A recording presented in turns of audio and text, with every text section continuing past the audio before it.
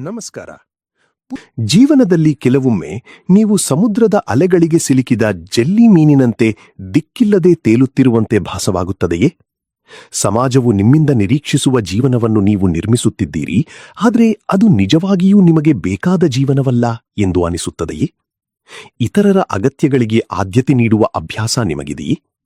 ಮತ್ತು ರಾತ್ರಿ ಮಲಗುವಾಗ ಕಳೆದ 3 ವರ್ಷಗಳಿಂದ ನನ್ನ ಜೀವನದಲ್ಲಿ ನಾನು ನಿಜಕ್ಕೂ ಏನು ಮಾಡುತ್ತಿದ್ದೇನೆ ಎಂದು ಯೋಚಿಸುತ್ತಾ ನಿದ್ದೆಗೆಡುತ್ತಿದ್ದೀರಾ? ನೀವು ಜೆಲ್ಲಿ ಮೀನಾಗಿದ್ದರೆ ನಿಮ್ಮನ್ನು ಅತ್ತಿಂದಿತ್ತ ತಳ್ಳುವ ಈ ಸಮುದ್ರದ ಅಲೆಗಳೇ ನಿಮ್ಮ ಜೀವನದ ಅಸ್ತವ್ಯಸ್ತತೆ ಅಥವಾ ಕೇಯಾಸ್. ಇವೇ ನಿಮ್ಮ ಗುರಿಯನ್ನು ತಲುಪಲು ಅಡ್ಡಿಯಾಗಿರುವ ಅಂಶಗಳು.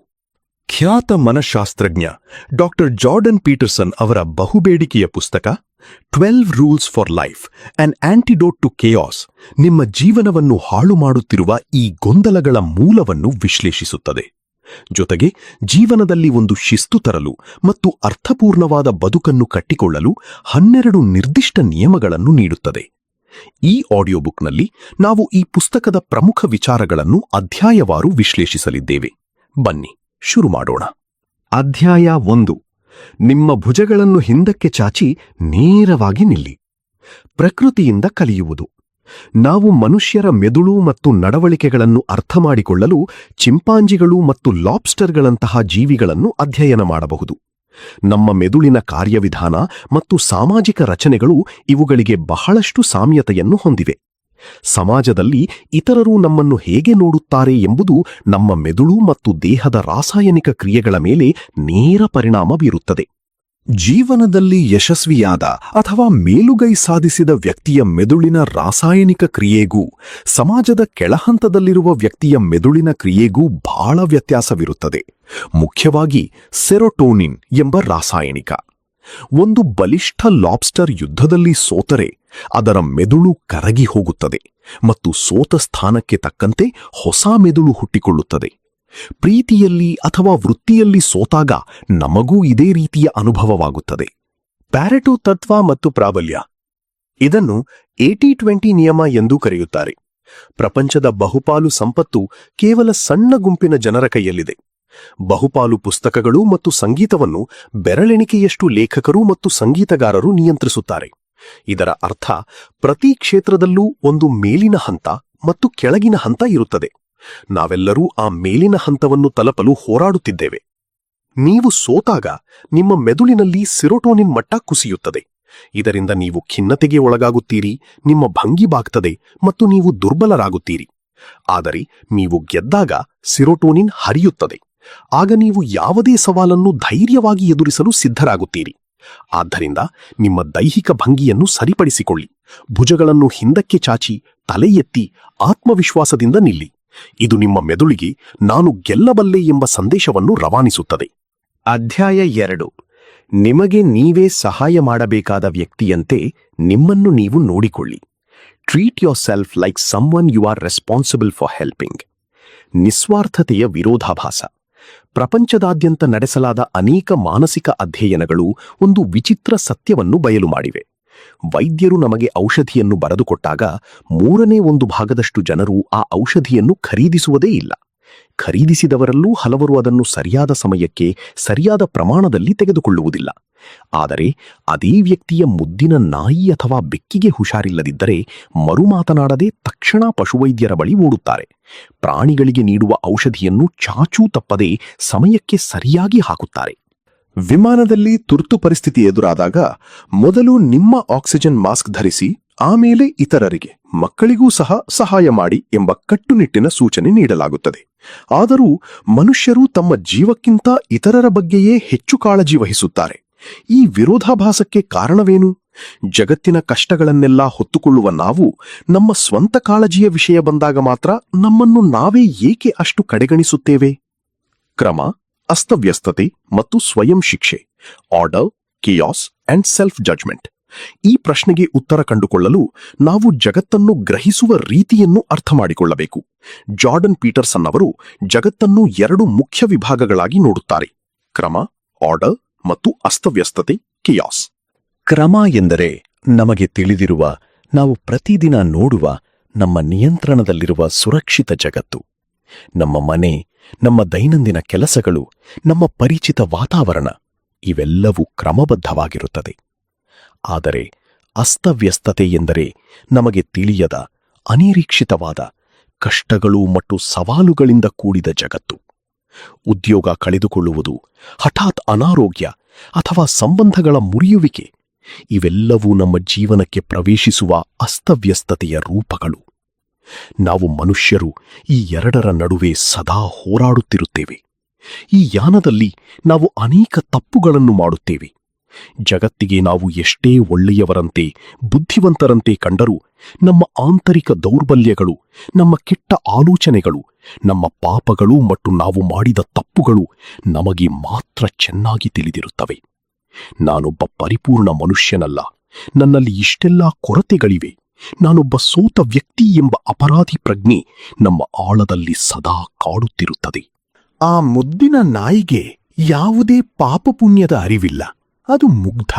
ಆದ್ದರಿಂದ ಅದಕ್ಕೆ ಚಿಕಿತ್ಸೆ ಸಿಗಲು ಸಂಪೂರ್ಣ ಅರ್ಹತೆ ಇದೆ ಎಂದು ನಾವು ಭಾವಿಸುತ್ತೇವೆ. ಆದರೆ ನಮ್ಮ ಬಗ್ಗೆ ನಮಗೇ ಒಂದು ರೀತಿಯ ಕೀಳರಿಮೆ ಅಥವಾ ಅಸಮಾಧಾನವಿರುವುದರಿಂದ ನಾವು ನಮಗೆ ತಕ್ಕುದಾದ ಕಾಳಜಿ ವಹಿಸುವುದಿಲ್ಲ. ನಮ್ಮನ್ನು ನಾವೇ ಶಿಕ್ಷಿಸಿಕೊಳ್ಳುವ ಪ್ರವೃತ್ತಿ ನಮ್ಮಲ್ಲಿ ಅರಿವಿಲ್ಲದೆಯೇ ಬೆಳೆದು ಬಿಡುತ್ತದೆ. ಸ್ವತ್ಯಾಗದ ಭ್ರಮೆ ಮತ್ತು ನಿಜವಾದ ಕಾಳಜಿ. ಈ ಪುಸ್ತಕದ ವಿಚಾರವನ್ನು ಆಳವಾಗಿ ಗಮನಿಸಿದರೆ ಮತ್ತೊಂದು ಆಯಾಮವು ತೆರೆದುಕೊಳ್ಳುತ್ತದೆ. ಇತರರಿಗಾಗಿ ಸರ್ವಸ್ವವನ್ನು ತ್ಯಾಗ ಮಾಡುವುದೇ ಬಹುದೊಡ್ಡ ಪುಣ್ಯದ ಕೆಲಸ ಎಂದು ಸಮಾಜ ನಮಗೆ ಕಲಿಸಿದೆ. ಆದರೆ ನಿರಂತರವಾಗಿ ನಿಮ್ಮನ್ನು ನೀವು ನಿರ್ಲಕ್ಷಿಸಿಕೊಳ್ಳುತ್ತಾ ಕೇವಲ ಇತರರಿಗಾಗಿ ಬದುಕುವುದು ಖಂಡಿತ ಶ್ರೇಷ್ಠತೆಯಲ್ಲ. ನಿಮ್ಮನ್ನು ನೀವು ಹಿಂಸಿಸಿಕೊಳ್ಳುವುದು ಅಥವಾ ಇತರರು ನಿಮ್ಮನ್ನು ಶೋಷಣೆ ಮಾಡಲು ಅವಕಾಶ ನೀಡುವುದು ದಯೆ ಎನಿಸಿಕೊಳ್ಳುವುದಿಲ್ಲ. ಅದು ಭವಿಷ್ಯದಲ್ಲಿ ನಿಮ್ಮನ್ನು ಅಸಹಾಯಕರನ್ನಾಗಿ ಮತ್ತು ಒಳಗೊಳಗೆ ಇತರರ ಮೇಲೆ ಕೋಪಗೊಳ್ಳುವಂತೆ ರಿಸೆಂಟ್ಮೆಂಟ್ ಮಾಡುತ್ತದೆ. ನಿಮಗೆ ನೀವೇ ಜವಾಬ್ದಾರಿಯುತ ಪೋಷಕರಾಗಿ. ಹಾಗಾದರೆ ಇದಕ್ಕೆ ಪರಿಹಾರವೇನು? ನಿಮ್ಮನ್ನು ನೀವು ಒಬ್ಬ ಪ್ರೀತಿಯ ಸ್ನೇಹಿತನಂತೆ ಅಥವಾ ನೀವು ಕಾಳಜಿ ವಹಿಸಬೇಕಾದ ಒಬ್ಬ ಮುಗ್ಧ ಮಗುವಿನಂತೆ ನೋಡಿಕೊಳ್ಳಲು ಪ್ರಾರಂಭಿಸಿ. ನಿಮ್ಮನ್ನು ನೀವು ಗೌರವಿಸಲು ಕಲಿಯಿರಿ. ನಿಮ್ಮನ್ನು ನೋಡಿಕೊಳ್ಳುವುದು ಎಂದರೆ ಕೇವಲ ಐಸ್ ಕ್ರೀಮ್ ತಿನ್ನುವುದು, ಇಡೀ ದಿನ ಟಿವಿ ನೋಡುವುದು ಅಥವಾ ತಾತ್ಕಾಲಿಕ ಖುಷಿ ಕೊಡುವ ಕೆಲಸಗಳನ್ನು ಮಾಡುವುದಲ್ಲ. ಇದು ನಿಮ್ಮನ್ನು ಹಾಳು ಮಾಡುತ್ತದೆಯೇ ಹೊರತು ಪೋಷಿಸುವುದಿಲ್ಲ. ಒಬ್ಬ ಜವಾಬ್ದಾರಿಯುತ ಪೋಷಕ ತನ್ನ ಮಗುವಿಗೆ ಕೇವಲ ಸಿಹಿ ತಿನಿಸುಗಳನ್ನು ಕೊಡುವುದಿಲ್ಲ. ಕಹಿಯಾದರೂ ಸರಿಯೇ, ಆರೋಗ್ಯಕ್ಕೆ ಒಳ್ಳೆಯದಾಗುವ ಔಷಧಿಯನ್ನೂ ಕೊಡುತ್ತಾನೆ, ಶಿಸ್ತನ್ನು ಕಲಿಸುತ್ತಾನೆ. ಅದೇ ರೀತಿ ನಿಮ್ಮ ಭವಿಷ್ಯವನ್ನು ಉಜ್ವಲಗೊಳಿಸುವ, ನಿಮ್ಮ ದೈಹಿಕ ಮತ್ತು ಮಾನಸಿಕ ಆರೋಗ್ಯವನ್ನು ಸುಧಾರಿಸುವ ಕೆಲಸಗಳನ್ನು ಮಾಡಿ. ಪ್ರತಿದಿನ ಬೆಳಿಗ್ಗೆ ಎದ್ದಾಗ ಇಂದು ನನ್ನ ಜೀವನವನ್ನು ಇನ್ನಷ್ಟು ಉತ್ತಮಗೊಳಿಸಲು, ನನ್ನನ್ನು ನಾನು ಎತ್ತರಕ್ಕೆ ಬೆಳೆಸಿಕೊಳ್ಳಲು ನಾನು ಏನು ಮಾಡಬಹುದು ಎಂದು ನಿಮ್ಮನ್ನು ನೀವೇ ಕೇಳಿಕೊಳ್ಳಿ. ನಿಮ್ಮ ಮೇಲೆ ನೀವು ಹೂಡಿಕೆ ಮಾಡುವ ಸಮಯ ಮತ್ತು ಶ್ರಮವು ಅಂತಿಮವಾಗಿ ನಿಮ್ಮ ಸುತ್ತಲಿನವರಿಗೂ ಒಳ್ಳೆಯದನ್ನೇ ಮಾಡುತ್ತದೆ. ಏಕೆಂದರೆ ನೀವು ದೈಹಿಕವಾಗಿ, ಮಾನಸಿಕವಾಗಿ ಮತ್ತು ಆರ್ಥಿಕವಾಗಿ ಬಲಶಾಲಿಯಾಗಿ ನಿಂತರೆ ಮಾತ್ರ ಜಗತ್ತಿಗೆ ಏನನ್ನಾದರೂ ಅತ್ಯುತ್ತಮವಾದದ್ದನ್ನು ನೀಡಲು ಸಾಧ್ಯ. ಅಧ್ಯಾಯ 3. ನಿಮಗೆ ಒಳ್ಳೆಯದನ್ನು ಬಯಸುವವರೊಂದಿಗೆ ಮಾತ್ರ ಸ್ನೇಹ ಬೆಳೆಸಿ. Make friends with people who want the best for you. ಪರಿಚಿತ ವಲಯದ ಬಂಧನ ಮತ್ತು ಋಣಾತ್ಮಕ ಪ್ರಭಾವ. ನಾವೆಲ್ಲರೂ ಒಂದು ನಿರ್ದಿಷ್ಟ ವಾತಾವರಣದಲ್ಲಿ ಒಂದೇ ಜನರ ಗುಂಪಿನ ನಡುವೆ ದೀರ್ಘಕಾಲ ವಾಸಿಸುತ್ತಿದ್ದರೆ ನಮಗರಿವಿಲ್ಲದಂತೆಯೇ ಒಂದು ಸಣ್ಣ ಚೌಕಟ್ಟಿನಲ್ಲಿ ಬಂಧಿಯಾಗುತ್ತೇವೆ. ಏಕೆಂದರೆ ಆ ಹಳೆಯ ಜನರಿಗೆ ಮತ್ತು ಸ್ನೇಹಿತರಿಗೆ ನಿಮ್ಮ ಬಗ್ಗೆ ಮೊದಲೇ ಒಂದು ನಿರ್ದಿಷ್ಟವಾದ ಅಭಿಪ್ರಾಯವಿರುತ್ತದೆ. ಇವನು ಇಷ್ಟೇ, ಇವನ ಕೈಲಿ ಇದಕ್ಕಿಂತ ದೊಡ್ಡದನ್ನು ಸಾಧಿಸಲು ಸಾಧ್ಯವಿಲ್ಲ ಎಂಬ ಅವರ ಅಲಿಖಿತ ನಿಯಮಗಳು ನಿಮ್ಮನ್ನು ಹೊಸತೇನನ್ನೂ ಮಾಡದಂತೆ ತಡೆಯುತ್ತವೆ. ಅದರಲ್ಲೂ ನಿಮ್ಮ ಸ್ನೇಹಿತರ ಬಳಗ ಋಣಾತ್ಮಕ ಪ್ರಭಾವ, ನೆಗೆಟಿವ್ ಇನ್ಫ್ಲೂಯೆನ್ಸ್ ಹೊಂದಿದ್ದರೆ ಅದು ನಿಮ್ಮನ್ನು ಪಾತಾಳಕ್ಕೆ ತಳ್ಳುತ್ತದೆ. ಈ ಋಣಾತ್ಮಕ ಪ್ರಭಾವ ಕೇವಲ ದುಶ್ಚಟಗಳು, ಅಪರಾಧಗಳು ಅಥವಾ ಜವಾಬ್ದಾರಿಯಿಂದ ನುಣುಚಿಕೊಳ್ಳುವ ದೊಡ್ಡ ರೂಪದಲ್ಲಿ ಮಾತ್ರ ಇರುವುದಿಲ್ಲ, ಬಹಳ ಸೂಕ್ಷ್ಮವಾಗಿಯೂ ಇರುತ್ತದೆ. ಉದಾಹರಣೆಗೆ, ನೀವು ನಿಮ್ಮ ಆರೋಗ್ಯ ಸುಧಾರಿಸಲು ಜಿಮ್ಗೆ ಹೋಗಲು ನಿರ್ಧರಿಸಿದಾಗ ಅಥವಾ ಹೊಸ ವ್ಯಾಪಾರ ಶುರು ಮಾಡಿದಾಗ ಆ ಸ್ನೇಹಿತರು ತಮಾಷೆಯ ಹೆಸರಿನಲ್ಲಿ ನಿಮ್ಮನ್ನು ಗೇಲಿ ಮಾಡಬಹುದು. ನೋಡಪ್ಪ, ದೊಡ್ಡ ಬಿಸ್ನೆಸ್ ಮ್ಯಾನ್ ಬಂದ ಎಂದು ನಿಮ್ಮ ಪ್ರಯತ್ನಗಳನ್ನು ಕಡೆಗಣಿಸಬಹುದು. ಇಂತಹ ಸೂಕ್ಷ್ಮ ಟೀಕೆಗಳು ನಿಮ್ಮ ಉತ್ಸಾಹವನ್ನು ಚಿವುಟಿ ಹಾಕುತ್ತವೆ. ಖ್ಯಾತ ಮನಃಶಾಸ್ತ್ರಜ್ಞ ಸಿಗ್ಮಂಡ್ ಫ್ರಾಯ್ಡ್ ಅವರು ಇದನ್ನು ಪುನರಾವರ್ತನಾ ಪ್ರವೃತ್ತಿ, ರೆಪಿಟಿಷನ್ ಕಂಪಲ್ಷನ್ ಎನ್ನುತ್ತಾರೆ. ನಾವು ನಮಗೆ ಹಾನಿ ಮಾಡುವ ಹಳೆಯ ಪರಿಚಿತ ವಾತಾವರಣದಲ್ಲೇ ಇರಲು ಬಯಸುತ್ತೇವೆ, ಏಕೆಂದರೆ ಅದು ನಮಗೆ ಒಗ್ಗಿಕೊಂಡಿರುತ್ತದೆ. ಹೊಸ ಬದಲಾವಣೆ ನಮಗೆ ಭಯ ತರುತ್ತದೆ. ಉದ್ಧಾರಕನ ಭ್ರಮೆ, ದ ಸೇವಿಯರ್ ಕಾಂಪ್ಲೆಕ್ಸ್. ನಾವೇಕೆ ಇಂತಹ ಕೆಟ್ಟ ಪ್ರಭಾವ ಬೀರುವ ಸ್ನೇಹಿತರನ್ನು ಬಿಟ್ಟು ಬರುವುದಿಲ್ಲ? ಕೆಲವೊಮ್ಮೆ ನಮ್ಮಲ್ಲಿರುವ ಅತಿಯಾದ ಸಹಾನುಭೂತಿಯೇ ಇದಕ್ಕೆ ಕಾರಣ. ನನ್ನ ಸ್ನೇಹಿತ ಕೆಟ್ಟ ದಾರಿಯಲ್ಲಿದ್ದಾನೆ, ಅವನನ್ನು ಹೇಗಾದರೂ ಮಾಡಿ ದಾರಿಗೆ ತರಬೇಕು, ಅವನನ್ನು ಉದ್ಧಾರ ಮಾಡಬೇಕು ಎಂಬ ಉದಾತ್ತ ಉದ್ದೇಶದಿಂದ ನಾವು ಅವರ ಜೊತೆಯೇ ಇರುತ್ತೇವೆ. ಆದರೆ ವಾಸ್ತವವೇನೆಂದರೆ, ಬದಲಾಗುವ ಇಚ್ಛೆ ಆ ವ್ಯಕ್ತಿಯ ಒಳಗಿನಿಂದಲೇ ಬರಬೇಕು. ಹಳ್ಳಕ್ಕೆ ಬಿದ್ದವರನ್ನು ಮೇಲೆತ್ತಬಹುದು, ಆದರೆ ಹಳ್ಳದಲ್ಲೇ ಇರಲು ಬಯಸುವವರನ್ನು ಮೇಲೆತ್ತಲು ಸಾಧ್ಯವಿಲ್ಲ. ಗಾದೆ ಮಾತಿನಂತೆ ಕುದುರೆಯನ್ನು ನೀರಿನ ಬರಿ ಕರೆದೊಯ್ಯಬಹುದೇ ಹೊರತು ಬಲವಂತವಾಗಿ ನೀರು ಕುಡಿಸಲು ಸಾಧ್ಯವಿಲ್ಲ. ಸಹಾಯ ಕೇಳದವರನ್ನು ಉದ್ಧಾರ ಮಾಡಲು ಹೋಗಿ ನಿಮ್ಮ ಅಮೂಲ್ಯ ಸಮಯ ಮತ್ತು ಶಕ್ತಿಯನ್ನು ವ್ಯರ್ಥ ಮಾಡಿಕೊಳ್ಳಬೇಡಿ. ಕೊಳೆತ ಸೇಬಿನ ಸಿದ್ಧಾಂತ, ದ ಬ್ಯಾಡ್ ಆಪಲ್ ಇಫೆಕ್ಟ್. ಒಂದು ಬುಟ್ಟಿಯಲ್ಲಿ 10 ಒಳ್ಳೆಯ ಸೇಬುಗಳಿದ್ದು ಅದರಲ್ಲಿ 1 ಕೊಳೆತ ಸೇಬನ್ನಿಟ್ಟರೆ ಏನಾಗುತ್ತದೆ? ಆ 10 ಒಳ್ಳೆಯ ಸೇಬುಗಳು ಆ ಕೊಳೆತ ಸೇಬನ್ನು ತಾಜಾವಾಗಿ ಮಾಡುತ್ತವೆಯೇ? ಖಂಡಿತ ಇಲ್ಲ. ಬದಲಾಗಿ ಆ 1 ಕೊಳೆತ ಸೇಬು ಉಳಿದೆಲ್ಲಾ ಸೇಬುಗಳನ್ನು ಹಾಳು ಮಾಡುತ್ತದೆ. ಮಾನವನ ನಡವಳಿಕೆಯು ಇದೇ ರೀತಿ ಕೆಲಸ ಮಾಡುತ್ತದೆ. ಒಂದು ತಂಡದಲ್ಲಿ 80% ಜನ ಕಷ್ಟಪಟ್ಟು ದುಡಿಯುವವರಿದ್ದು 20% ಜನ ಕೆಲಸಗಳ್ಳರಿದ್ದರೆ, ಆ ಕೆಲಸಗಳ್ಳರು ಒಳ್ಳೆಯವರನ್ನು ನೋಡಿ ತಾವೂ ಕಷ್ಟಪಡಲು ಕಲಿಯುವುದಿಲ್ಲ. ಬದಲಾಗಿ ಕಷ್ಟಪಡುವವರು ನಾವು ಮಾತ್ರ ಏಕೆ ದುಡಿಯಬೇಕು, ಇವರು ನಮ್ಮಷ್ಟೇ ಲಾಭವನ್ನು ಪಡೆಯುತ್ತಿದ್ದಾರಲ್ಲ ಎಂದು ನಿರಾಶರಾಗುತ್ತಾರೆ. ಮೇಲಕ್ಕೆ ಏರುವುದಕ್ಕಿಂತ ಕೆಳಕ್ಕೆ ಜಾರುವುದು ಯಾವಾಗಲೂ ಸುಲಭ. ನಿಮ್ಮ ಗುರಿ ಮೇಲೇರುವುದಾಗಿದ್ದರೆ ಕೆಳಕ್ಕೆಳೆಯುವ ಜನರ ಜೊತೆಗಿನ ಸಹವಾಸ ಅಪಾಯಕಾರಿ. ನಿಮ್ಮ ಸ್ನೇಹಿತರ ಬಳಗವನ್ನು ಪರೀಕ್ಷಿಸಿ. Audit your circle. ನಿಮ್ಮ ಪ್ರಸ್ತುತ ಸ್ನೇಹಿತರ ಬಳಗ ಸರಿಯಾಗಿದೆಯೇ ಅಥವಾ ಇಲ್ಲವೇ ಎಂಬುದನ್ನು ತಿಳಿಯಲು ಲೇಖಕರು 2 ಪ್ರಮುಖ ಪ್ರಶ್ನೆಗಳನ್ನು ಕೇಳಿಕೊಳ್ಳಲು ಸೂಚಿಸುತ್ತಾರೆ. 1. ನಿಮ್ಮ ಕುಟುಂಬದವರಿಗೆ ಈ ಸ್ನೇಹಿತರನ್ನು ಶಿಫಾರಸು ಮಾಡುತ್ತೀರಾ? ನಿಮ್ಮ ಸ್ವಂತ ತಂಗಿ, ತಮ್ಮ ಅಥವಾ ನಿಮ್ಮ ಮಕ್ಕಳಿಗೆ ಇಂತಹ ಸ್ನೇಹಿತರ ಜೊತೆ ಇರಲು ನೀವು ಅನುಮತಿ ನೀಡುತ್ತೀರಾ? ಉತ್ತರ ಇಲ್ಲ ಎಂದಾದರೆ ನಿಮ್ಮ ಜೀವನದಲ್ಲಿ ಮಾತ್ರ ಆರೈಕೆ ಇರಬೇಕು. 2. ನಿಮ್ಮ ಯಶಸ್ಸು ಮತ್ತು ವೈಫಲ್ಯಗಳಿಗೆ ಅವರ ಪ್ರತಿಕ್ರಿಯೆ ಹೇಗಿರುತ್ತದೆ? ನೀವೇನಾದರೂ ಹೊಸ ಸಾಧನೆ ಮಾಡಿದಾಗ ಅಥವಾ ಜೀವನದಲ್ಲಿ ಒಂದು ಹೆಜ್ಜೆ ಮುಂದಿಟ್ಟಾಗ ಅವರು ನಿಮ್ಮ ಗೆಲುವನ್ನು ಸಂಭ್ರಮಿಸುತ್ತಾರೆಯೇ ಅಥವಾ ಹೊಟ್ಟೆಕಿಚ್ಚು ಪಡುತ್ತಾರೆಯೇ? ಹಾಗೆಯೇ ನೀವು ಜೀವನದಲ್ಲಿ ಎಡವಿದಾಗ ನಾನು ಮೊದಲೇ ಹೇಳಿರಲಿಲ್ಲವೇ ಎಂದು ನಿಮ್ಮನ್ನು ಹೀಯಾಳಿಸುತ್ತಾರೆಯೇ ಅಥವಾ ನಿಮ್ಮನ್ನು ಮೇಲಕ್ಕೆತ್ತಲು ಕೈ ನೀಡುತ್ತಾರೆಯೇ? ನಿಮ್ಮ ಯಶಸ್ಸನ್ನು ಕಂಡು ಸಂಭ್ರಮಿಸುವ, ನೀವು ದಾರಿ ತಪ್ಪಿದಾಗ ನಿಮ್ಮನ್ನು ಎಚ್ಚರಿಸುವ ಮತ್ತು ನಿಮ್ಮ ಭವಿಷ್ಯಕ್ಕೆ ಒಳ್ಳೆಯದನ್ನು ಮಾತ್ರ ಬಯಸುವ ಜನರೊಂದಿಗೆ ಸ್ನೇಹ ಬೆಳೆಸುವುದು ಸ್ವಾರ್ಥವಲ್ಲ, ಅದು ನಿಮ್ಮ ಏಳಿಗೆಯ ಮೊದಲ ಮೆಟ್ಟಿಲು. ಒಳ್ಳೆಯ ಸ್ನೇಹಿತರ ಜೊತೆಗಿರುವಾಗ ನಿಮ್ಮ ಸಾಧನೆಯ ವೇಗ ದುಪ್ಪಟ್ಟಾಗುತ್ತದೆ. ಆದ್ದರಿಂದ ನಿಮ್ಮನ್ನು ಹಿಂದಕ್ಕೆ ಎಳೆಯುವವರನ್ನು ನಿರ್ದಾಕ್ಷಿಣ್ಯವಾಗಿ ಬಿಟ್ಟುಬಿಡಿ. ಅಧ್ಯಾಯ 4. ನಿಮ್ಮನ್ನು ನಿನ್ನೆಯ ನಿಮ್ಮೊಂದಿಗೆ ಹೋಲಿಸಿಕೊಳ್ಳಿ, ಇಂದಿನ ಬೇರೊಬ್ಬರೊಂದಿಗಲ್ಲ. ಹೋಲಿಕೆ ಎಂಬ ಸಂತೋಷದ ಕಳ್ಳ. ಸಾವಿರಾರು ವರ್ಷಗಳ ಹಿಂದೆ ಮನುಷ್ಯರು ಸಣ್ಣ ಹಳ್ಳಿಗಳಲ್ಲಿ ವಾಸಿಸುತ್ತಿದ್ದರು. ಆ ಸಣ್ಣ ಹಳ್ಳಿಯಲ್ಲಿ ಅತ್ಯುತ್ತಮ ಅಡುಗೆಯವರಾಗುವುದು, ಉತ್ತಮ ಕರಕುಶಲಕರ್ಮಿಯಾಗುವುದು ಅಥವಾ ಅತ್ಯುತ್ತಮ ಬೇಟಗಾರರಾಗುವುದು ಬಹಳ ಸುಲಭವಾಗಿತ್ತು. ಅವರು ತಮ್ಮ ಆ ಸಣ್ಣ ಸಾಧನಗಳಲ್ಲೇ ಬಹಳ ಸಂತೋಷದಿಂದಿದ್ದರು. ಆದರೆ ಇಂದು ಜಗತ್ತು ಬದಲಾಗಿದೆ. ಇಂಟರ್ನೆಟ್ ಮತ್ತು ಸೋಷಿಯಲ್ ಮೀಡಿಯಾ ಯುಗದಲ್ಲಿ ನೀವು ಯಾವುದೇ ಕೆಲಸವನ್ನು ಎಷ್ಟೇ ಅದ್ಭುತವಾಗಿ ಮಾಡಿದರೂ ಕೇವಲ 1 ಕ್ಷಣದಲ್ಲಿ ನಿಮ್ಮ ಫೋನ್ ಪರದೆಯ ಮೇಲೆ ನಿಮಗಿಂತ 1000 ಪಟ್ಟು ಉತ್ತಮವಾಗಿ ಅದೇ ಕೆಲಸವನ್ನು ಮಾಡುವ ವ್ಯಕ್ತಿ ಕಾಣಸಿಗುತ್ತಾನೆ. 1000 ವರ್ಷಗಳ ಹಿಂದಿನ ಅತ್ಯುತ್ತಮ ಅಡುಗೆಯವರ ಕೌಶಲ್ಯವನ್ನೇ ಹೊಂದಿರುವ ಇಂದಿನ ವ್ಯಕ್ತಿಯೊಬ್ಬ ಟಿವಿಯಲ್ಲಿ ಬರುವ ಖ್ಯಾತ ಬಾಣಸಿಗರನ್ನು, ಉದಾಹರಣೆಗೆ ಗಾರ್ಡನ್ ರ್ಯಾಮ್ಸೆ ನೋಡಿ ನಾನು ಯಾತಕ್ಕೂ ಲಾಯಕ್ಕಿಲ್ಲ ಎಂದು ಕುಗ್ಗಿ ಹೋಗುತ್ತಾನೆ. ಈ ರೀತಿ ನಮ್ಮನ್ನು ಇತರರೊಂದಿಗೆ ಹೋಲಿಸಿಕೊಳ್ಳುವುದು ಮನುಷ್ಯನ ಸಹಜ ಪ್ರವೃತ್ತಿಯಾಗಿದ್ದರೂ ಇಂದಿನ ಕಾಲಘಟ್ಟದಲ್ಲಿ ಅದು ಅತ್ಯಂತ ಅಪಾಯಕಾರಿ. ಇದು ನಮ್ಮ ಸಂತೋಷವನ್ನು ಕಸಿದುಕೊಳ್ಳುತ್ತದೆ. ನಿಮ್ಮೊಳಗೆ ಕುಳಿತು ನೀನು ಇತರರಿಗಿಂತ ಕಡಿಮೆ ಎಂದು ಸದಾ ಹೀಯಾಳಿಸುವ ಆ ಆಂತರಿಕ ಟೀಕಾಕಾರನ, ಇನ್ನರ್ ಕ್ರಿಟಿಕ್ನ ಧ್ವನಿಯನ್ನು ಆಲಿಸುವುದನ್ನು ಇಂದೇ ನಿಲ್ಲಿಸಿ. ನೀವು ಯಾರು ಮತ್ತು ನಿಮಗೆ ನಿಜವಾಗಿಯೂ ಏನು ಬೇಕು? ಈ ಆಡಿಯೋ ಬುಕ್ನ ಆರಂಭದಲ್ಲಿ ಹೇಳಿದ ಜೆಲ್ಲಿ ಮೀನಿನ ಕಥೆ ನೆನಪಿದೆಯೇ? ಸಮಾಜದ ಅಲೆಗಳಿಗೆ ಸಿಲುಕಿ ದಿಕ್ಕಿಲ್ಲದೆ ತೇಲುತ್ತಿರುವ ಬಗ್ಗೆ ನಾವು ಮಾತನಾಡಿದ್ದೆವು. ಬಾಲ್ಯದಿಂದಲೂ ನಾವು ಸಮಾಜ ಹಾಕಿಕೊಟ್ಟ ಹಳಿಯ ಮೇಲೆಯೇ ಓಡುತ್ತಿದ್ದೀವಿ. ಶಾಲೆಗೆ ಹೋಗು, ಕಾಲೇಜು ಮುಗಿಸು, ಒಂದು ಸುರಕ್ಷಿತ ಕೆಲಸ ಹಿಡಿ, ಮದುವೆಯಾಗು. ಆದರೆ ಈ ಓಟದ ನಡುವೆ ಒಮ್ಮೆಯಾದರೂ ನಿಂತು ಸಮಾಜ ನನ್ನಿಂದ ಏನನ್ನು ನಿರೀಕ್ಷಿಸುತ್ತಿದೆ ಎಂಬುದನ್ನು ಬದಿಗಿಟ್ಟು ನೋಡಿದರೆ ನನಗೆ ನಿಜವಾಗಿಯೂ ನನ್ನ ಜೀವನದಿಂದ ಏನು ಬೇಕು ಎಂದು ನಿಮ್ಮನ್ನು ನೀವು ಪ್ರಾಮಾಣಿಕವಾಗಿ ಪ್ರಶ್ನಿಸಿಕೊಂಡಿದ್ದೀರಾ? ಸಾವಿನಂಚಿನಲ್ಲಿರುವ ಮನುಷ್ಯರು ಪಡುವ ಅತಿದೊಡ್ಡ ಪಶ್ಚಾತ್ತಾಪವೆಂದರೆ, ನಾನು ಇತರರು ಮೆಚ್ಚುವಂತಹ ಜೀವನವನ್ನು ಬದುಕಿದನೇ ಹೊರತು ನನಗೆ ಬೇಕಾದ ನನ್ನ ಮನಸ್ಸಿಗೆ ಒಪ್ಪುವ ಜೀವನವನ್ನು ನಾನು ಬದುಕಲೇ ಇಲ್ಲ ಎಂಬುದು. ಸಮಾಜದ ನಿರೀಕ್ಷೆಗಳು ಮತ್ತು ಕರ್ತವ್ಯಗಳ ಹೆಸರಿನಲ್ಲಿ ನಿಮ್ಮ ಆಸೆಗಳನ್ನು ಕೊಲ್ಲಬೇಡಿ. ನಿಮ್ಮ ಅಸಮಾಧಾನ ಮತ್ತು ಕೋಪದ ರಿಸೆಂಟ್ಮೆಂಟ್ ಮೂಲವನ್ನು ಹುಡುಕಿ. ಅದು ನಿಮಗೆ ನೀವು ಯಾವ ದಾರಿಯಲ್ಲಿ ಸಾಗಬೇಕು ಎಂಬುದನ್ನು ತೋರಿಸುತ್ತದೆ. ಸಣ್ಣ ಗುರಿಗಳನ್ನು ಇಟ್ಟುಕೊಳ್ಳಿ. 1% ನಿಯಮ, aim small and the 1% rule. ನಕ್ಷತ್ರಗಳನ್ನು ಮುಟ್ಟುವ ಗುರಿ ಇಟ್ಟುಕೋ ಎಂಬ ಜನಪ್ರಿಯ ಮಾತಿದೆ. ಆದರೆ ಡಾಕ್ಟರ್ ಜಾರ್ಡನ್ ಪೀಟರ್ಸನ್ ಅವರು ಇದಕ್ಕೆ ತದ್ವಿರುದ್ಧವಾದ ಸಲಹೆ ನೀಡುತ್ತಾರೆ. ದೊಡ್ಡ ಗುರಿಗಳನ್ನು ನೋಡಿ ಕಂಗಾಲಾಗುವ ಬದಲು ನಿಮ್ಮ ಮುಂದಿರುವ ಒಂದು ಸಣ್ಣ ಹೆಜ್ಜೆಯತ್ತ ಮಾತ್ರ ಗಮನಹರಿಸಿ.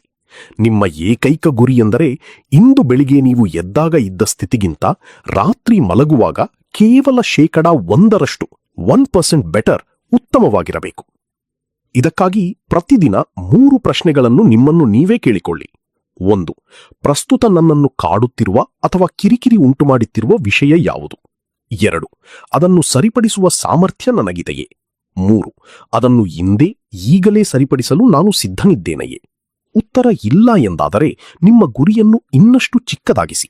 ಉದಾಹರಣೆಗೆ, ನಿಮ್ಮ ಟೇಬಲ್ ಮೇಲೆ ಧೂಳು ಹಿಡಿದಿರುವ 2 ಅಡಿ ಎತ್ತರದ ಕಡತಗಳನ್ನು ಒಂದೇ ದಿನದಲ್ಲಿ ವಿಲೇವಾರಿ ಮಾಡಲು ನಿಮಗೆ ಶಕ್ತಿ ಇಲ್ಲದಿರಬಹುದು. ಪರವಾಗಿಲ್ಲ, ಕನಿಷ್ಠ 3 ಕಡತಗಳನ್ನಾದರೂ ಇಂದು ಮುಗಿಸಿ. ಈ ಸಣ್ಣ ಹೆಜ್ಜೆಗಳೇ ಚಕ್ರಬಡ್ಡಿಯಂತೆ ಬೆಳೆದು 3 ವರ್ಷಗಳಲ್ಲಿ ನಿಮ್ಮ ಜೀವನವನ್ನು ಊಹಿಸಲು ಸಾಧ್ಯವಾಗದ ಮಟ್ಟಿಗೆ ಬದಲಾಯಿಸುತ್ತವೆ. ನಿಮ್ಮೊಂದಿಗೆ ನೀವು ಚೌಕಾಸಿ ಮಾಡಿ ಮತ್ತು ಬಹುಮಾನ ನೀಡಿ. Treat yourself. ನಿಮ್ಮೊಳಗಿರುವ ಆಲಸ್ಯದ ಜೊತೆ ನೀವು ಚೌಕಾಸಿ ಮಾಡಬೇಕಾಗುತ್ತದೆ. ಕಷ್ಟಕರವಾದ ಅಥವಾ ಬೇಸರ ತರಿಸುವ ಕೆಲಸಗಳನ್ನು ಮಾಡಲು ನಿಮ್ಮ ಮೆದುಳನ್ನು ಒಪ್ಪಿಸಲು ಆ ಕೆಲಸದ ಜೊತೆಗೆ ಒಂದು ಬಹುಮಾನವನ್ನು ಜೋಡಿಸಿ. ಟೆಂಪ್ಟೇಷನ್ ಬಂಡ್ಲಿಂಗ್. ನಾನೀಗಲೇ ಎದ್ದು ನನ್ನ ಕೋಣೆಯನ್ನು ಶುಚಿಗೊಳಿಸಿದರೆ ಅಥವಾ ಓದಲು ಕುಳಿತರೆ ಆ ಕೆಲಸ ಮುಗಿದ ನಂತರವಷ್ಟೇ ಆ ಬಹುಮಾನವನ್ನು ನಿಮಗೆ ನೀವು ಕೊಟ್ಟುಕೊಳ್ಳಬೇಕು. ಪಯಣವನ್ನು ಆನಂದಿಸಿ. ಯಶಸ್ಸಿನ ಶಿಖರವನ್ನು ತಲುಪಿದಾಗ ಸಿಗುವ ಕ್ಷಣಿಕ ಸುಖಕ್ಕಿಂತ ಆ ಶಿಖರವನ್ನು ಏರುವ ಕಠಿಣ ಪಯಣದಲ್ಲೇ ನಿಜವಾದ ಸಂತೋಷ ಅಡಗಿರುತ್ತದೆ. ನಿಮ್ಮ ಭವಿಷ್ಯದ ಬಗ್ಗೆ ಒಂದು ದೊಡ್ಡ ಗುರಿ ಇರಲಿ, ಆದರೆ ಅದಕ್ಕೆ ಕುರುಡರಾಗಬೇಡಿ. ನಾನು ಒಂದು ದೊಡ್ಡ ಕಂಪನಿಯ ಸಿಇಒ ಆಗಲೇಬೇಕು ಎಂದು ಹಠ ಹಿಡಿದು ಕೂತರೆ ದಾರಿಯಲ್ಲಿ ಸಿಗುವ ಇತರ ಅದ್ಭುತ ಅವಕಾಶಗಳನ್ನು ನೀವು ಕಳೆದುಕೊಳ್ಳಬಹುದು.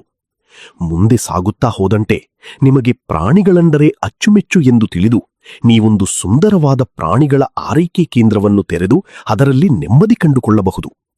ನೀವು ಬಿಲ್ ಗೇಟ್ಸ್ ಅಥವಾ ಜೆಫ್ ಬೆಜೋಸ್ ಅವರಷ್ಟು ಶ್ರೀಮಂತರಾಗದೇ ಇರಬಹುದು, ಆದರೆ ನಿಮ್ಮ ನಿರ್ಣಯ ಸ್ಥಿತಿಗಿಂತ ಇಂದು ನೀವು ಉತ್ತಮವಾಗಿದ್ದರೆ, ಬೇರೊಬ್ಬರು ಹೇಳಿದ ಕೆಲಸವನ್ನು ಮಾಡದೆ ನಿಮಗೆ ಇಷ್ಟವಾದ ಅರ್ಥಪೂರ್ಣ ಕೆಲಸವನ್ನು ಮಾಡುತ್ತಿದ್ದರೆ ಅದೇ ನಿಜವಾದ ಯಶಸ್ಸು. ಆದ್ದರಿಂದ ನಿರ್ಣಯ ನಿಮ್ಮೊಂದಿಗೆ ಮಾತ್ರ ನಿಮ್ಮನ್ನು ಹೋಲಿಸಿಕೊಳ್ಳಿ. ಅಧ್ಯಾಯ 5.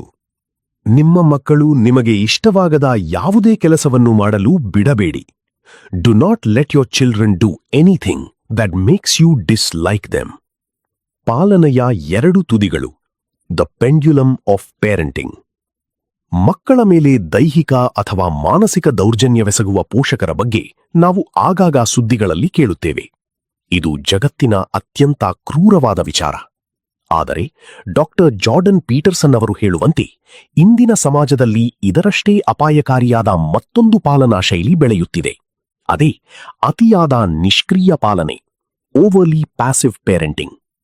ಇತ್ತೀಚೆಗೆ ಅನೇಕ ಪೋಷಕರು ಮಕ್ಕಳು ಹುಟ್ಟಿನಿಂದಲೇ ಪರಿಶುದ್ಧರು, ಕೇವಲ ಸಮಾಜ ಮಾತ್ರ ಅವರನ್ನು ಕೆಡಿಸುತ್ತದೆ ಎಂಬ ಭ್ರಮೆಯಲ್ಲಿದ್ದಾರೆ. ಮಕ್ಕಳಿಗೆ ಶಿಸ್ತು ಕಲಿಸಿದರೆ ಅಥವಾ ಕಟ್ಟುನಿಟ್ಟಾಗಿ ನಡೆದುಕೊಂಡರೆ ಅವರು ನಮ್ಮನ್ನು ದ್ವೇಷಿಸಬಹುದು ಎಂಬ ಭಯ ಪೋಷಕರಿಗಿರುತ್ತದೆ. ಜೊತೆಗೆ ಇಂದಿನ ಒತ್ತಡದ ಬದುಕಿನಲ್ಲಿ ಮಕ್ಕಳ ತಪ್ಪುಗಳನ್ನು ತಿದ್ದುವಷ್ಟು ತಾಳ್ಮೆ ಮತ್ತು ಶಕ್ತಿ ಅನೇಕ ಪೋಷಕರಿಗಿಲ್ಲ. ಆದರೆ ಈ ರೀತಿಯ ಅತಿಯಾದ ಮುದ್ದಿಸುವಿಕೆ ದೌರ್ಜನ್ಯಕ್ಕಿಂತಲೂ ಅಪಾಯಕಾರಿಯಾದದ್ದು. ಮಿತಿಗಳನ್ನು ಪರೀಕ್ಷಿಸುವುದು ಮತ್ತು ಕರುಣೆಯಿಲ್ಲದ ಜಗತ್ತು. ಮಕ್ಕಳು ಹುಟ್ಟಿನಿಂದಲೇ ಸಮಾಜದ ನಿಯಮಗಳನ್ನು ಅರಿತಿರುವುದಿಲ್ಲ. ಅವರು ಉದ್ದೇಶಪೂರ್ವಕವಾಗಿ ಹಠ ಮಾಡುತ್ತಾರೆ, ಕಿರುಚುತ್ತಾರೆ ಮತ್ತು ವಸ್ತುಗಳನ್ನು ಎಸೆಯುತ್ತಾರೆ. ಏಕೆಂದರೆ ಅವರು ಸಮಾಜದ ಮಿತಿಗಳನ್ನು ಪರೀಕ್ಷಿಸುತ್ತಿರುತ್ತಾರೆ. ಯಾವ ವರ್ತನೆಗೆ ಒಪ್ಪಿಗೆ ಇದೆ ಮತ್ತು ಯಾವುದಕ್ಕೆ ಇಲ್ಲ ಎಂಬುದನ್ನು ಕಂಡುಕೊಳ್ಳಲು ಅವರು ಈ ರೀತಿ ಮಾಡುತ್ತಾರೆ. ಆ ಮಿತಿಗಳನ್ನು ಸ್ಪಷ್ಟವಾಗಿ ತೋರಿಸಿಕೊಟ್ಟರೆ ಮಕ್ಕಳಿಗೆ ಭದ್ರತೆಯ ಭಾವನೆ ಸಿಗುತ್ತದೆ. ನೀವು ನಿಮ್ಮ ಮಕ್ಕಳಿಗೆ ಶಿಸ್ತು ಕಲಿಸದಿದ್ದರೆ ಆ ಜವಾಬ್ದಾರಿಯನ್ನು ಈ ಕರುಣೆಯಿಲ್ಲದ ಕಠೋರವಾದ ಜಗತ್ತು ವಹಿಸಿಕೊಳ್ಳುತ್ತದೆ. ನೀವು ನಿಮ್ಮ ಮಕ್ಕಳ ತಪ್ಪುಗಳನ್ನು ಪ್ರೀತಿಯಿಂದ ತಿದ್ದಬಹುದು, ಆದರೆ ಜಗತ್ತು ಹಾಗೆ ಮಾಡುವುದಿಲ್ಲ. ಅದು ಅವರನ್ನು ನಿರ್ದಾಕ್ಷಿಣ್ಯವಾಗಿ ಶಿಕ್ಷಿಸುತ್ತದೆ. 4 ವರ್ಷದ ನಿರ್ಣಾಯಕ ವಯಸ್ಸು. ಒಂದು ಉದಾಹರಣೆ ಗಮನಿಸಿ. 2 ಅಥವಾ 3 ವರ್ಷದ ಇಬ್ಬರು ಮಕ್ಕಳಿದ್ದಾರೆ. ಒಬ್ಬನಿಗೆ ತನ್ನ ಆಟಿಕೆಗಳನ್ನು ಹಂಚಿಕೊಳ್ಳುವ ಅಭ್ಯಾಸವನ್ನು ಕಲಿಸಿಲ್ಲ. ಇನ್ನೊಬ್ಬ ಮಗು ಆಟವಾಡಲು ಬಂದಾಗ ಈತ ಕಿರುಚುತ್ತಾನೆ, ಆಟಿಕೆಗಳನ್ನು ಎಸೆಯುತ್ತಾನೆ. ಪೋಷಕರು ಇದನ್ನು ಮಕ್ಕಳಾಟ ಎಂದು ನಿರ್ಲಕ್ಷಿಸುತ್ತಾರೆ. ಆದರೆ ಆ ಮಗು ಸಮಾಜಕ್ಕೆ ಕಾಲಿಟ್ಟಾಗ ಇತರ ಮಕ್ಕಳು ಅವನೊಟ್ಟಿಗೆ ಆಟವಾಡಲು ನಿರಾಕರಿಸುತ್ತಾರೆ. ಅವನು ಒಂಟಿಯಾಗುತ್ತಾನೆ. 4 ವರ್ಷದೊಳಗೆ ಸರಿಯಾಗಿ ವರ್ತಿಸುವುದನ್ನು, ಇತರರೊಂದಿಗೆ ಬೆರೆಯುವುದನ್ನು ಕಲಿಯದ ಮಗು ಜೀವನ ಪೂರ್ತಿ ಸ್ನೇಹಿತರನ್ನು ಮಾಡಿಕೊಳ್ಳಲು ಕಷ್ಟಪಡುತ್ತದೆ ಎಂದು ಸಂಶೋಧನೆಗಳು ಸ್ಪಷ್ಟವಾಗಿ ಹೇಳುತ್ತವೆ. ಬಾಲ್ಯದಲ್ಲಿ ಸ್ನೇಹಿತರಿಲ್ಲದೆ ಒಂಟಿಯಾದ ಮಗು ಹದಿಹರೆಯದಲ್ಲಿ ಸಮಾಜಘಾತುಕನಾಗಿ ಆಂಟಿಸೋಷಿಯಲ್, ಪ್ರೌಢಾವಸ್ಥೆಯಲ್ಲಿ ಖಿನ್ನತೆ ಮತ್ತು ಕೋಪದಿಂದ ನರಳುವ ಸಾಧ್ಯತೆಗಳು ಅತೀ ಹೆಚ್ಚು. ಕನಿಷ್ಠ ನಿಯಮಗಳು ಮತ್ತು ಸ್ಪಷ್ಟತೆ. Bad laws drive out respect for good laws. ಹಾಗಾದರೆ ಮಕ್ಕಳಿಗೆ ಶಿಸ್ತು ಕಲಿಸುವುದು ಹೇಗೆ? ಹುಲಿ ಬಂತು ಹುಲಿ ಕಥೆ ನೆನಪಿದೆಯೇ? ಸುಮ್ಮನೆ ಹುಲಿ ಬಂತು ಎಂದು ಸುಳ್ಳು ಹೇಳುತ್ತಿದ್ದ ಹುಡುಗನ ಮಾತನ್ನು ನಿಜವಾದ ಹುಲಿ ಬಂದಾಗ ಯಾರೂ ನಂಬಲಿಲ್ಲ. ನಿಯಮಗಳ ವಿಚಾರದಲ್ಲೂ ಇದೇ ಆಗುತ್ತದೆ. ಮನೆಗೆ ಯಾವುದೇ ಅರ್ಥವಿಲ್ಲದ 100 ನಿಯಮಗಳನ್ನು ಹೇರಬೇಡಿ. ಅತಿಯಾದ ನಿಯಮಗಳು ಮಕ್ಕಳಲ್ಲಿ ಹತಾಶೆ ಮೂಡಿಸುತ್ತವೆ. ಇದರಿಂದ ಅವರು ಎಲೆಕ್ಟ್ರಿಕ್ ಬೋರ್ಡ್ಗೆ ಬೆರಳು ಹಾಕಬಾರದು ಎಂಬಂತಹ ಅತ್ಯಂತ ಪ್ರಮುಖ ನಿಯಮಗಳನ್ನು ಮುರಿಯಲು ಶುರು ಮಾಡುತ್ತಾರೆ. ಆದ್ದರಿಂದ ನಿಯಮಗಳು ಕಡಿಮೆ ಇರಲಿ, ಆದರೆ ಅವು ಸ್ಪಷ್ಟವಾಗಿರಲಿ ಮತ್ತು ಕಟ್ಟುನಿಟ್ಟಾಗಿರಲಿ. ಪ್ರೋತ್ಸಾಹ ಮತ್ತು ಶಿಸ್ತಿನ ಸಮತೋಲನ.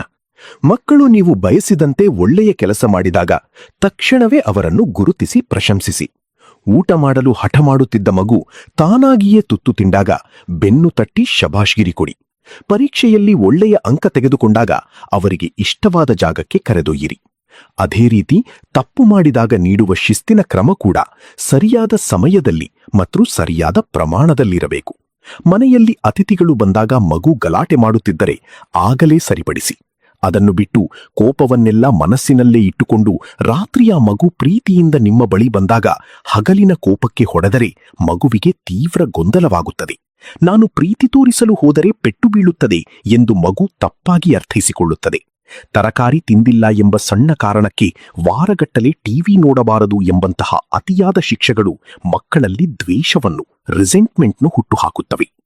ನಿಮ್ಮ ಮಕ್ಕಳು ಜೀವನದಲ್ಲಿ 100 ಜನರನ್ನು ಭೇಟಿಯಾಗ್ತಾರೆ. ಹೊಸ ಸ್ನೇಹಿತರು, ಶಿಕ್ಷಕರು, ಮೇಲಧಿಕಾರಿಗಳನ್ನು ಹೊಂತಾರೆ. ಆದರೆ ಅವರಿಗೆ ಇರುವುದು 1 ಅಥವಾ 2 ಪೋಷಕರು ಮಾತ್ರ. ಆದ್ದರಿಂದ ನಿಮ್ಮ ಮಕ್ಕಳು ಜಗತ್ತಿಗೆ ಅಚ್ಚುಮೆಚ್ಚಾಗುವಂತೆ ಬೆಳೆಸುವುದು ನಿಮ್ಮ ಬಹುದೊಡ್ಡ ಜವಾಬ್ದಾರಿ. ಇತರರು ಅವರನ್ನು ತಿರಸ್ಕರಿಸುವಂತಹ ಅಥವಾ ನಿಮಗೇ ನಿಮ್ಮ ಮಕ್ಕಳ ಮೇಲೆ ಅಸಮಾಧಾನ ಮೂಡುವಂತಹ ಯಾವುದೇ ಕೆಟ್ಟ ವರ್ತನೆಗಳನ್ನು ಬೆಳೆಸಿಕೊಳ್ಳಲು ಅವರಿಗೆ ಬಿಡಬೇಡಿ. ಇದುವೇ ನೀವವರಿಗೆ ನೀಡಬಹುದಾದ ಅತ್ಯುತ್ತಮ ಉಡುಗೊರೆ. ಅಧ್ಯಾಯ 6. ಜಗತ್ತನ್ನು ಟೀಕಿಸುವ ಮೊದಲು ನಿಮ್ಮ ಮನೆಯನ್ನು ಸರಿಯಾಗಿಟ್ಟುಕೊಳ್ಳಿ. Set your house in perfect order before you criticize the world. ಗತಕಾಲದ ನೆರಳು ಮತ್ತು ಭವಿಷ್ಯದ ಆಯ್ಕೆ. ಒಂದು ಮಗು ಅತ್ಯಂತ ಕಷ್ಟಕರವಾದ ವಾತಾವರಣದಲ್ಲಿ ಬೆಳೆಯುತ್ತದೆ ಎಂದು ಕಲ್ಪಿಸಿಕೊಳ್ಳಿ. ತಂದೆ ಜೂಜಾಟದಲ್ಲಿ ಹಣ ಕಳೆದುಕೊಳ್ಳುವ ವ್ಯಕ್ತಿ. ತಾಯಿ ಮಗುವಿಗೆ ಕಿಂಚಿತ್ತೂ ಪ್ರೀತಿ, ಪ್ರೋತ್ಸಾಹ ನೀಡದ ಕೋಪಿಷ್ಟೆ. ಇಂತಹ ವಾತಾವರಣದಲ್ಲಿ ಬೆಳೆದ ಮಗು ದೊಡ್ಡವನಾದಾಗ ಅವನ ಮುಂದೆ 2 ಆಯ್ಕೆಗಳಿರುತ್ತವೆ. 1, ನನ್ನ ಪೋಷಕರು ನನ್ನನ್ನು ಹೀಗೆಯೇ ಬೆಳೆಸಿದ್ದು, ನನಗೂ ಬೇರೆ ದಾರಿಯಿಲ್ಲ ಎಂದು ತಾನು ಅನುಭವಿಸಿದ ಹಿಂಸೆಯನ್ನೇ ತನ್ನ ಮಕ್ಕಳಿಗೂ ವರ್ಗಾಯಿಸುವುದು. 2, ನಾನು ಪಟ್ಟ ಕಷ್ಟಗಳು ಅದೆಷ್ಟು ಕ್ರೂರವಾದದ್ದು ಎಂದು ನನಗೆ ತಿಳಿದಿದೆ, ನನ್ನ ಮಕ್ಕಳಿಗೆ ಆ ಪರಿಸ್ಥಿತಿ ಎಂದಿಗೂ ಬರಬಾರದು ಎಂದು ದೃಢವಾಗಿ ನಿರ್ಧರಿಸಿ ಆ ಕಷ್ಟದ ಸರಪಳಿಯನ್ನು ಅಲ್ಲಿಗೇ ತುಂಡರಿಸುವುದು. ನಿಮ್ಮ ಗತಕಾಲವು ನಿಮ್ಮ ಭವಿಷ್ಯವನ್ನು ಎಂದಿಗೂ ನಿರ್ಧರಿಸುವುದಿಲ್ಲ. ಎಷ್ಟೇ ಕೆಟ್ಟ ಪರಿಸ್ಥಿತಿಯಲ್ಲಿ ಬೆಳೆದರೂ ಆ ಕೆಟ್ಟತನವನ್ನು ಮುಂದಿನ ಪೀಳಿಗೆಗೆ ದಾಟಿಸಬಾರದು ಎಂಬ ವಿವೇಚನೆ ನಮಗಿರಬೇಕು. ಮನುಷ್ಯನ ಹೃದಯದಲ್ಲಿ ಕೆಟ್ಟತನಕ್ಕಿಂತ ಒಳ್ಳೆಯತನವೇ ಮೇಲುಗಾಯಿ ಸಾಧಿಸುತ್ತದೆ ಎಂಬುದಕ್ಕೆ ಇದೇ ಸಾಕ್ಷಿ. ಚಂಡಮಾರುತ ಮತ್ತು ನಮ್ಮ ಜವಾಬ್ದಾರಿ. ಜೀವನವು ಖಂಡಿತವಾಗಿಯೂ ನ್ಯಾಯಯುತವಾಗಿಲ್ಲ. ನಮ್ಮ ಸುತ್ತಲೂ ಅಪಾಯ, ಭ್ರಷ್ಟಾಚಾರ ಮತ್ತು ಋಣಾತ್ಮಕ ಅಂಶಗಳು ತುಂಬಿಕೊಂಡಿವೆ.